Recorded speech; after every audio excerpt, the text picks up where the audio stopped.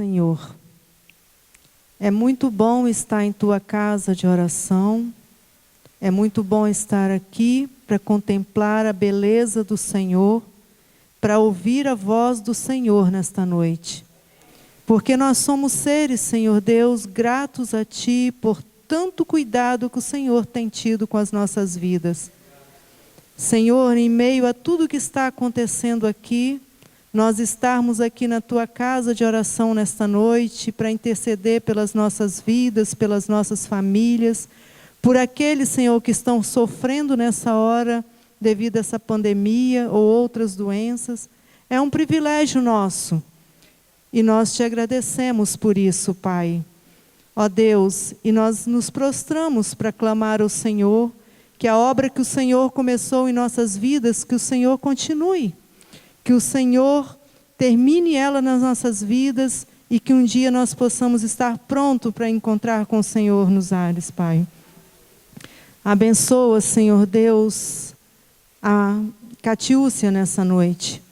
Cobre a vida dela, que ela, nessa hora, Senhor, abra sua boca ungida pelo Senhor e que nós possamos ouvir a voz do Senhor nesta noite. Aceita, Senhor Deus, a nossa adoração, aceita as nossas orações, os nossos louvores ainda que vão ser cantados. E nos perdoa por tudo que nós temos feito, diante de tudo que está acontecendo, que ainda tem desagradado o Senhor, que tem aborrecido o Senhor, Pai. Faça essa obra nas nossas vidas, limpa o nosso coração, apaga as nossas transgressões. É o pedido nosso nessa noite, em nome de Jesus. Amém. Querido Pai que estás nos céus, Senhor, humildemente nos encontramos diante do Teu altar, com a Tua santa palavra, Senhor, aberta. Que o Teu Santo Espírito, Senhor, possa falar por nosso intermédio. Que nós não venhamos, Senhor, a ouvir voz humana nenhuma, mas que nós possamos ouvir a Tua santa voz falando a cada um de nós. Essas bênçãos nós lhe pedimos e Te agradecemos, no doce e santo nome do Senhor Jesus. Amém, Senhor.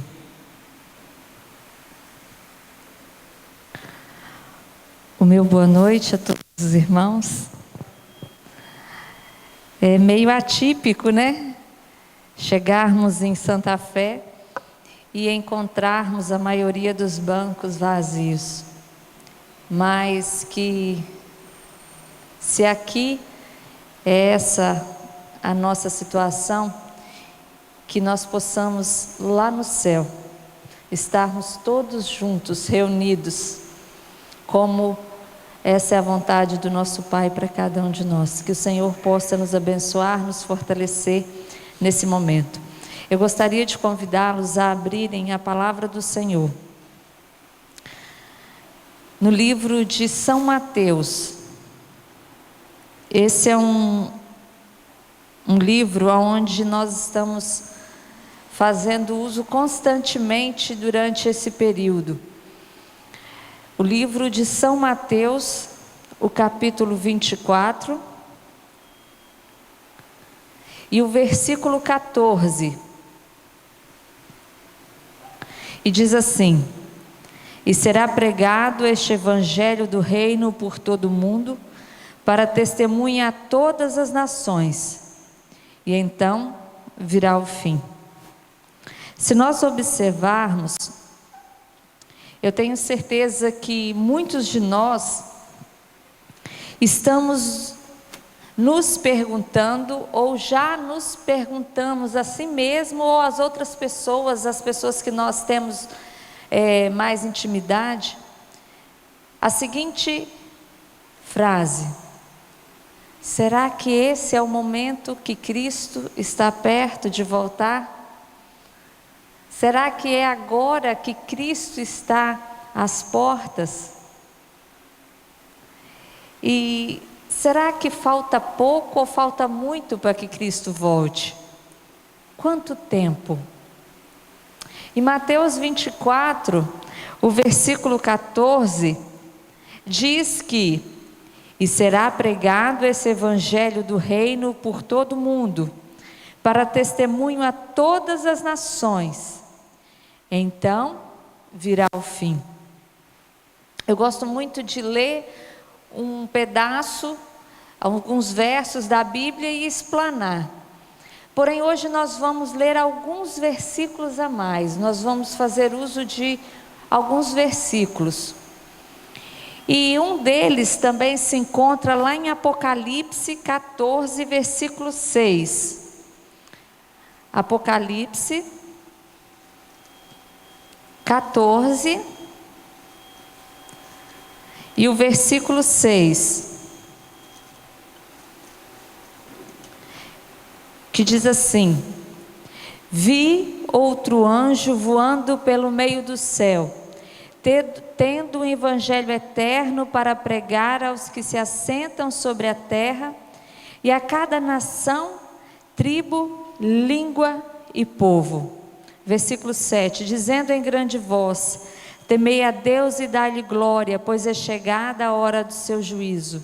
E adorai aquele que fez o céu, a terra e o mar e as fontes das águas. Aqui nós podemos ver outra citação praticamente semelhante à de Mateus 24, no qual diz que o evangelho seria pregado a todo o povo, língua, nação, não é assim? Em Apocalipse fala praticamente a mesma coisa, só que usa um termo a mais, que vê um outro anjo voando pelo meio do céu. E aí então vem a pergunta: esse anjo se lembra da palavra mensageiro. Vi um mensageiro voando, rapidez. Então fala que o mensageiro estaria levando a mensagem com rapidez. Eu já ouvi, eu tenho certeza que vocês também já ouviram, dizer que essa rapidez talvez seria os meios de comunicação, a tecnologia que se multiplicaria nos últimos tempos, e então a mensagem seria abreviada. Não é assim que muitos de nós já ouvimos? Se a gente observar, nós, a população mundial, ela, pelo relato, nós somos mais ou menos 7 bilhões e 800 milhões de pessoas. E então a gente procurou, e nós, adventistas do sétimo dia, nós somos mais ou menos entre 25 a 28 milhões.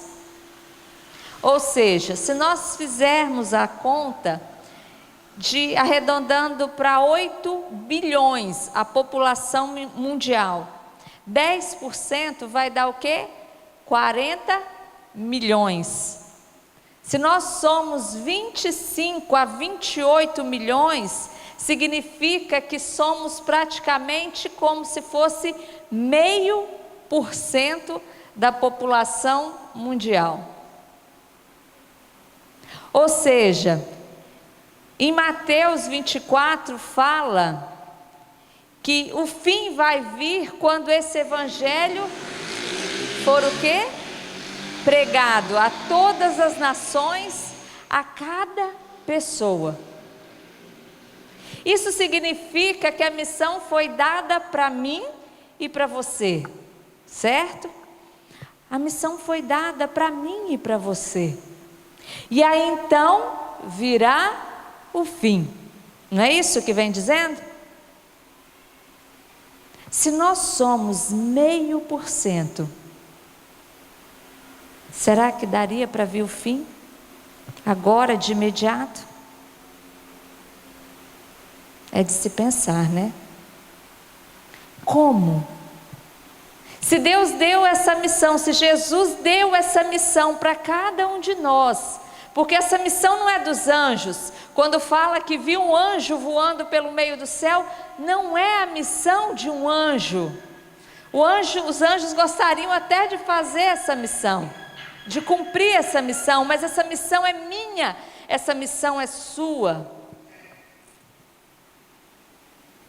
Então isso significa que é uma missão impossível, né?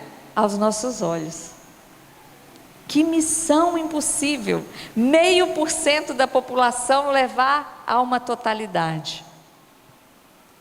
Mas nós encontramos algo que nos fez pensar muito. Paulo,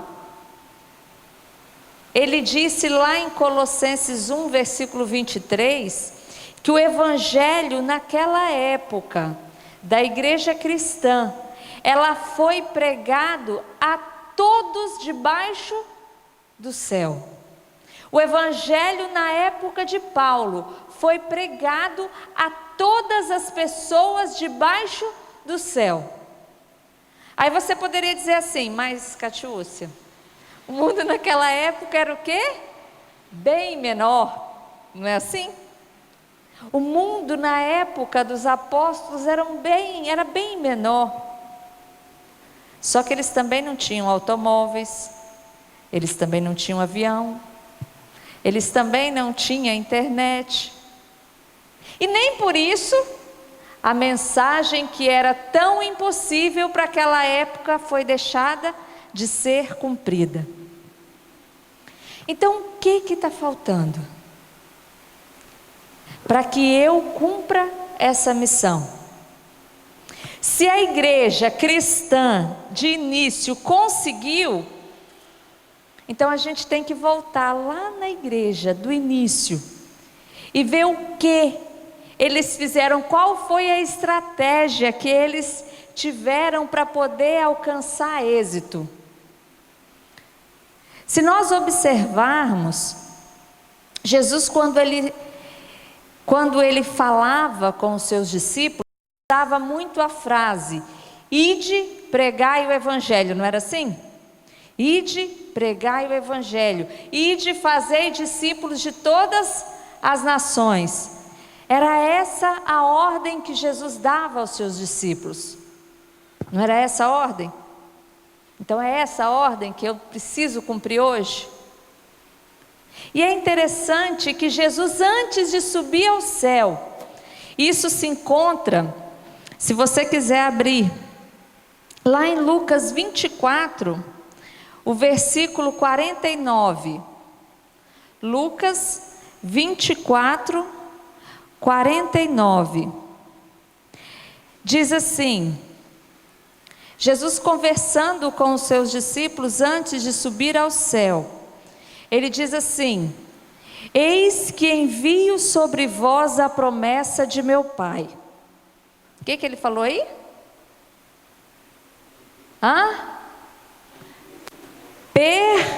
Permanecei, pois, na cidade, até que do alto sejais revestidos do poder.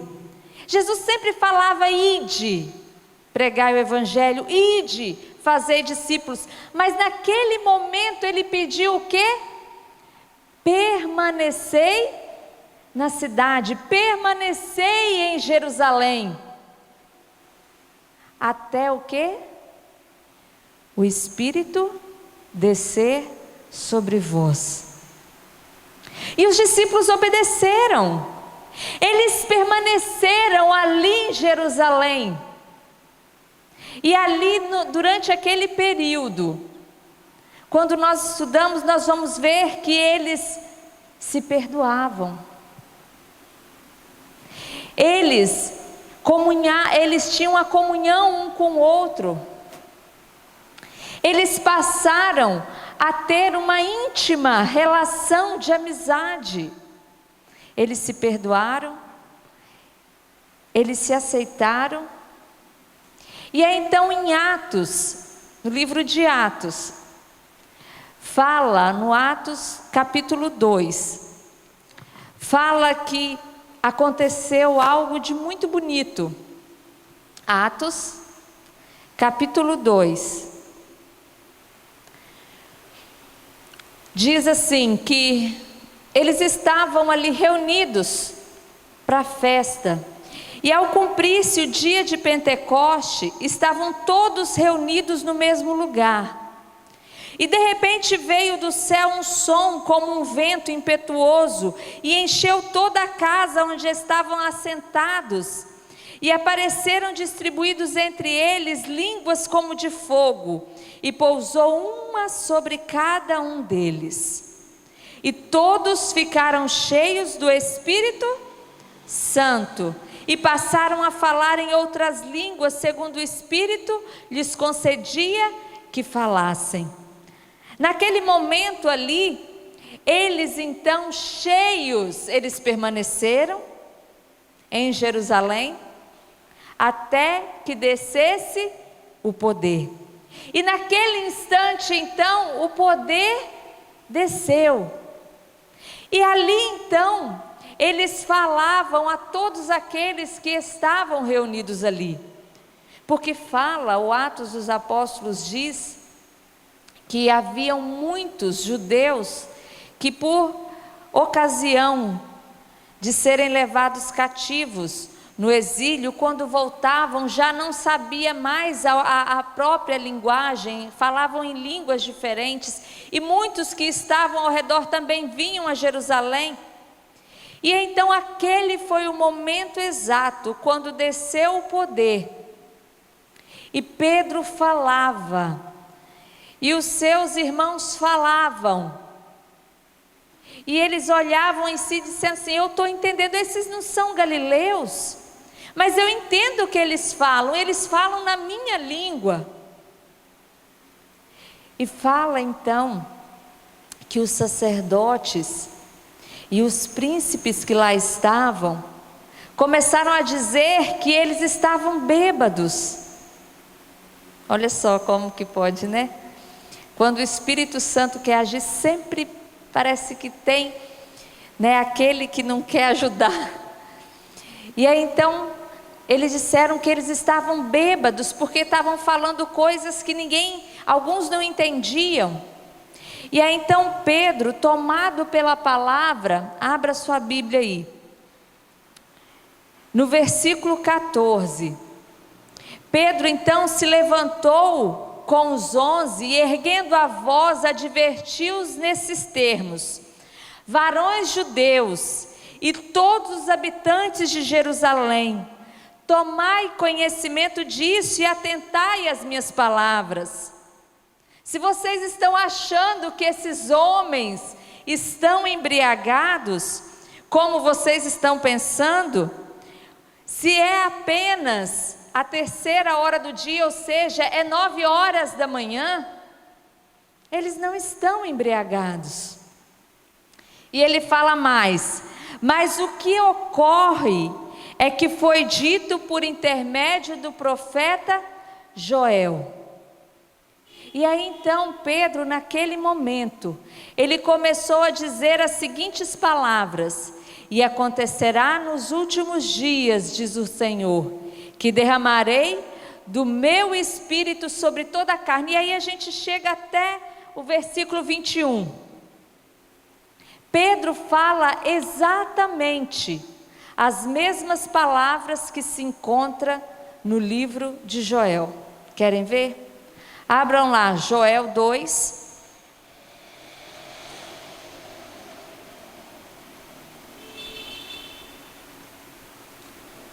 Livro de Joel,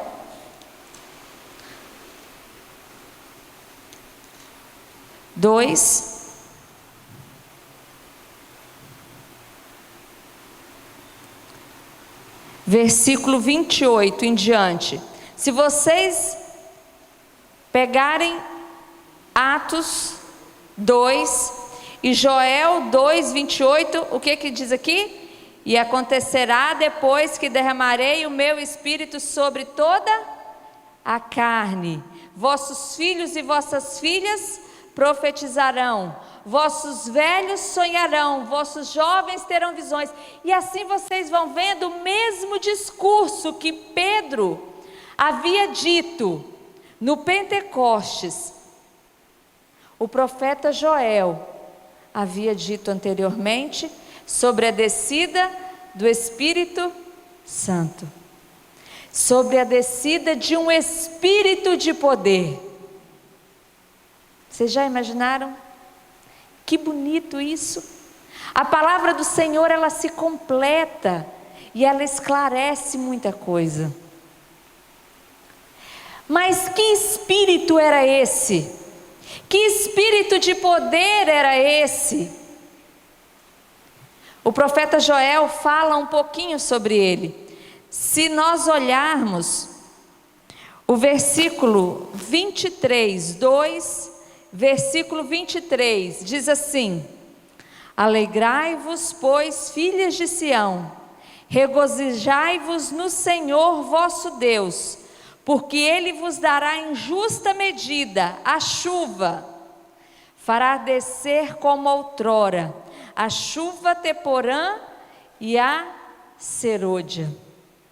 Quando Joel falou que esse espírito viria, ele viria através de uma chuva. Ele usou a palavra que era muito conhecida deles ali, a palavra chuva. A chuva serôdia e a chuva Temporã. A chuva serôdia, ela caía por volta do mês de outubro lá. E era o período onde a planta, a semente começava a germinar. Ou seja, era aquela chuva que caía mansa, era aquela chuva que caía continuamente. E ela caía por um determinado período, vamos dizer assim, por um longo período a mais. Até a planta ficar o quê? Maior e mais forte. E aí então, quando ela começava a brotar os frutos, é que caía a chuva serôdia. E a chuva serôdia era totalmente diferente da Temporã, não era aquela chuva mansa e contínua, era aquele aguaceiro, aquela chuva forte. E então, logo em seguida que caía essa chuva forte, eles sabiam que estava pronta a colheita. Era algo que eles entendiam muito bem. E então, o que simbolizava essa chuva? Essa chuva Temporã, a cada dia caindo devagar, era essa chuva que Pedro estava falando, essa chuva lá que Joel falou. É essa chuva que está caindo aqui hoje. Pedro disse sim para eles: nós estamos recebendo a primeira chuva, a chuva Temporã. Hoje nós estamos recebendo essa chuva, Pedro disse. E aí então, aquele poder pôde ser levado, aquelas pessoas daquela época, todas, debaixo do céu, elas conheceram a verdade. Eles passaram a conhecer quem era a verdade. E agora eu queria perguntar: se a chuva Temporã caiu há 2000 anos atrás, e nós sabemos que ela tem um determinado tempo, e logo em seguida vai vir a chuva serôdia, até quando ela caiu? Será que a gente já parou para se perguntar isso? A resposta se encontra lá em São João, capítulo 14, versículo 16. João,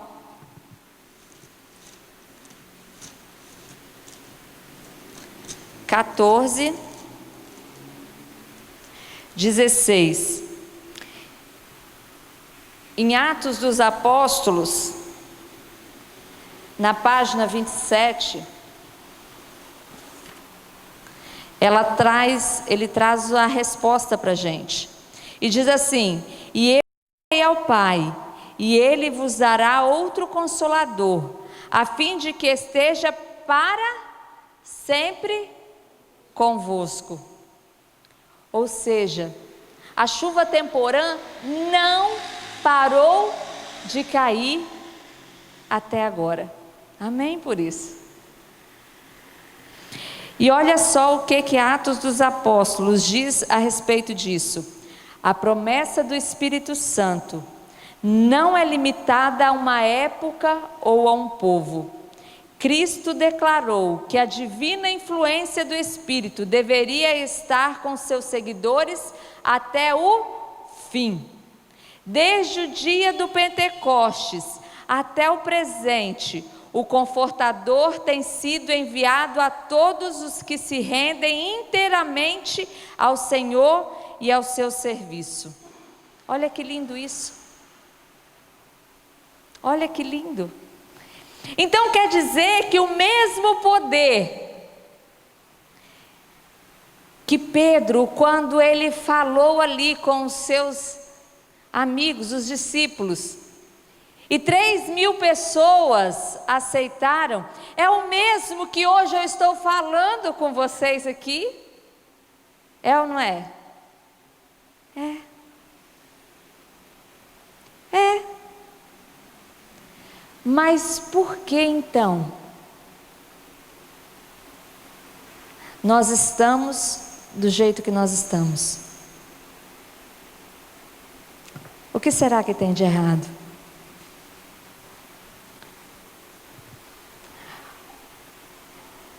O livro Atos dos Apóstolos continua dizendo assim, na página 27. Não é por qualquer restrição da parte de Deus que as riquezas de sua graça deixam de fruir para a terra em favor dos homens. Se o cumprimento da promessa não é visto como poderia ser, é porque a promessa não é apreciada como deveria. Se todos estivessem dispostos, todos seriam cheios do Espírito. Onde quer que a necessidade do Espírito Santo seja um assunto de que pouco se pense, ali será visto sequidão espiritual, escuridão espiritual e espirituais declínio e morte. Já pensou? O problema não está com o Espírito. O problema não está com a chuva temporã que é dada a cada dia. O problema está com quem? Comigo. Eu dou pouco interesse para o Espírito. Eu tenho procurado pouco. E aqui faz uma pergunta. Uma vez que é esse o meio pelo qual havemos de receber poder, porque não sentimos fome e sede pelo dom do Espírito, se a única maneira que nós temos de levar a mensagem, de cumprir a missão para que Jesus volte logo, é através do Espírito Santo, por quê? Não sentimos fome e sede pelo dom do Espírito? Porque não falamos sobre Ele, não oramos por Ele e não pregamos a seu respeito? Irmãos, a irmã Ellen White, inspirada pelo Espírito Santo, ela disse essas palavras: o Senhor está mais disposto a dar o Espírito Santo àqueles que o servem do que os pais a dar boas dádivas a seus filhos. Cada obreiro deve fazer sua petição a Deus pelo batismo diário do Espírito. O que então é a chuva temporã? É o batismo diário do Espírito. Todos nós aqui, eu tenho certeza, que passamos, ou quem ainda não passou, irá passar, pelo batismo das águas e do Espírito. Mas aqui diz que o batismo diário do Espírito não é aquele que se fez uma vez, é diário. Ou seja, Cristo, Ele nos deu esse exemplo através do batismo e através de diariamente buscar em atitude de oração forças para vencer as obras malignas desse mundo. Imagina eu e você. Se Cristo, Ele precisava a cada dia buscar força para vencer, porque nós somos tão negligentes a ponto de acharmos que somos todos poderosos, de que não precisamos. Muitos de nós já escutamos falar que o Espírito Santo é o óleo, não é assim? E eu achei interessante quando eu lendo sobre o dom do Espírito, nesse capítulo em especial, a irmã Ellen White diz assim na página 30: o derramamento do Espírito nos dias dos apóstolos foi o começo da primeira chuva, ou a temporã. E diz assim: a menos que mantenham suas lâmpadas bem acesas, deixarão de receber a graça adicional em tempo de maior necessidade. Qual foi a palavrinha que disse aqui? A menos que mantenhamos o quê? As nossas o quê? Lâmpadas acesas. Será que isso não faz nos lembrar de algo que Jesus falou? Onde você escutou falar em lâmpadas?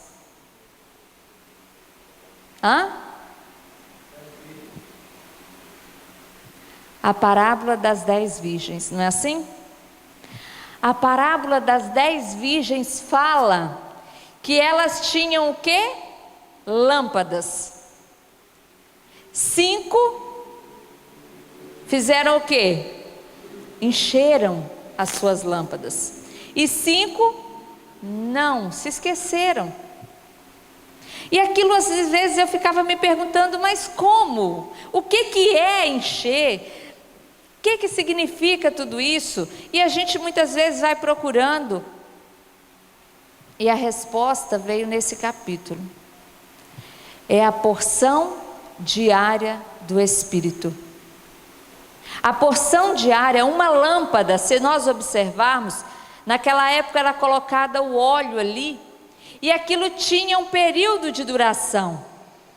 Esse período de duração era aproximadamente 24 horas, ou seja, um dia. Isso significava, se eu precisasse da lâmpada por mais um outro dia, eu teria que fazer o quê? Encher novamente. Aqui, o Espírito de profecia diz que nós temos poder proporcional à sua necessidade diária. O Espírito Santo nos é concedido diariamente, ou seja, a minha reserva de hoje é para hoje. Não pense não pense você, que a minha oração que eu fiz hoje vai me fortalecer para o restante da semana e aí está tudo muito bem. Eu não preciso mais buscar. É diário. É todos os dias. Nós temos muitas vezes o julgamento de achar assim, nós falamos assim, ou muitas religiões falam que uma vez salvo, salvo para sempre. Não é assim. Só que nós caímos nesse erro a cada dia. Nós achamos que buscando a Cristo hoje tá bom para o resto da semana. Diariamente. E aí então nos faz lembrar que nós precisamos encher as nossas lâmpadas diariamente. Lá em Atos, capítulo 1, versículo 8, diz assim que Olha só, Atos 1, versículo 8. Que os discípulos também estavam ansiosos naquele momento. Atos 1, versículo 6, não é o versículo 8. E diz assim: que os discípulos então, reunidos ali, perguntaram: Senhor, será esse o tempo em que restaures o reino a Israel? Os discípulos chegaram para Jesus naquele momento, antes da descida do Espírito, e falaram assim: Senhor, será que é agora então que o seu reino vai vir aqui em Israel? Qual foi a pergunta que nós fizemos de início? Será que agora é o tempo que Cristo está perto de vir? Não é assim? Os discípulos também tiveram as mesmas preocupações que hoje nós estamos tendo. Eles também se perguntaram: será que agora é o tempo? E a resposta foi o quê? Jesus respondeu-lhes: não vos compete conhecer tempos ou épocas que o Pai reservou para a sua exclusiva autoridade. Olha só que interessante isso. O Senhor, Ele respondeu aos seus discípulos: não é da sua conta. Estranho, né? Não compete a vocês saber. Não é da minha conta, não é da sua conta, Catiúcia, saber a hora, o dia, se está perto, se está longe que eu vou voltar. Não compete a você saber isso. Você quer saber isso por quê? Porque você quer se entregar hoje? Por medo? Porque se eu falar que eu venho amanhã, hoje você se entrega. Se eu falar que é daqui 5 anos, aí você diz assim: ah, então deixa eu esperar mais um pouquinho, mais para frente eu me entrego. Não compete a nós. Se Cristo falasse que voltaria hoje, será que estaria dessa forma? Agora ele deu uma resposta também. No versículo 8 ele diz assim: mas recebereis poder ao descer sobre vós o Espírito, e sereis minhas testemunhas. Não compete a você, Catiúcia, saber a hora. Só compete a você se preparar para receber esse Espírito. Esse é o segredo. Se preparar para receber esse Espírito. Não é o momento de nós muitas vezes ficarmos atemorizados, porque muitas vezes se nós ficarmos com medo, vem aquele arrependimento por medo, e quando o medo passa, o arrependimento também passa. Agora é o momento de ter arrependimento, mas de coração, de preparo. Vocês estão entendendo? E eu achei interessante, finalizando, que diz assim, lá em Joel, volta lá, Joel 2, vocês ainda estão abertos aí? Joel 2, 28. E acontecerá depois que derramarei o meu Espírito sobre toda a carne. Aqui tem uma palavrinha também, que diz assim, Pedro disse que eles tinham recebido a primeira chuva. Aqui diz que então viria o quê? Uma chuva mais forte.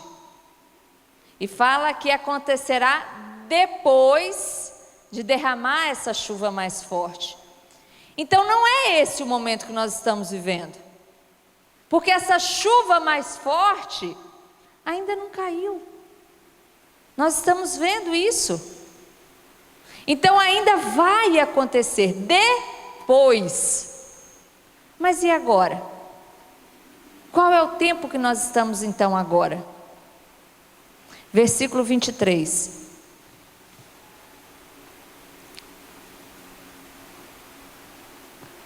Alegrai-vos, pois, ó filhas de Sião, regozijai-vos no Senhor, vosso Deus, porque Ele vos dará em justa medida a chuva. Beleza. Mas ainda não é a resposta. No versículo 12 diz assim: ainda assim, o que fala aqui? Agora mesmo, diz o Senhor. Ainda assim, agora mesmo, eis agora, hoje, nesse instante. Olha o que Deus está pedindo: convertei-vos a mim de todo o vosso coração, e isso com jejuns, com choro e com pranto. O agora é isso aqui que Deus nos pede. Convertei-vos de todo o coração, com jejum, com choro, com pranto. E continua mais: rasgai o vosso coração, e não as vossas vestes. Convertei-vos ao Senhor vosso Deus, porque Ele é misericordioso, é compassivo, é tardio em irar-se, e grande em benignidade, e se arrepende do mal. Fala mais no versículo 15: tocai a trombeta em Sião, promulgai um santo jejum, proclamai uma assembleia solene, congregai o povo, santificai a congregação, ajuntai os anciões. Agora, hoje, nesse instante, é tempo solene, é momento oportuno. Agora é o momento que o Senhor está nos dando de oportunidade. Quando a quarentena começou, nós dizíamos assim: agora vai dar tempo para eu ler todos os livros que eu queria ler do Espírito de Profecia. Agora vai dar tempo de eu fazer todos os sermões que eu queria fazer. Agora vai. E se a gente observar, a gente colocou tudo e não fizemos nada. Nós colocamos Cristo lá em último, porque as coisas foram acontecendo, nós fomos colocando as nossas próprias vontades, e a vontade de Deus ficou de lado. Agora, não amanhã, é tempo solene, é a oportunidade que Deus nos concede. Convertei-vos,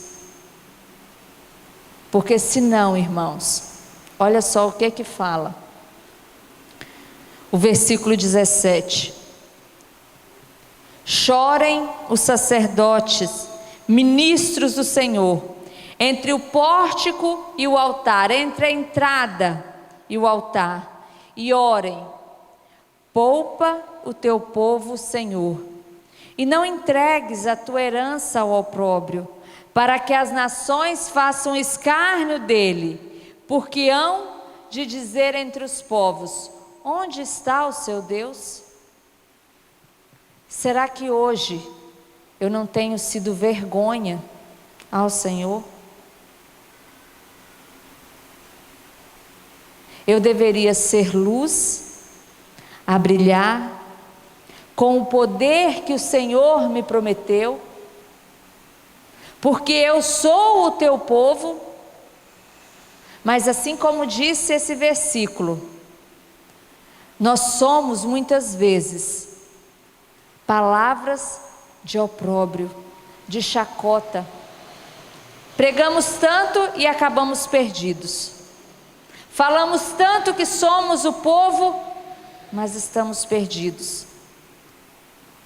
Batemos no peito para dizer que somos a nação escolhida, mas nós temos sido vergonha. Hoje é o tempo. Hoje É o momento onde nós temos que nos preparar, buscar enquanto podemos achar. Que hoje possa haver uma entrega da minha vida no santo lugar, na casa do Pai. Que hoje possa haver salvação nessa casa. Amém. Vamos colocar de pé.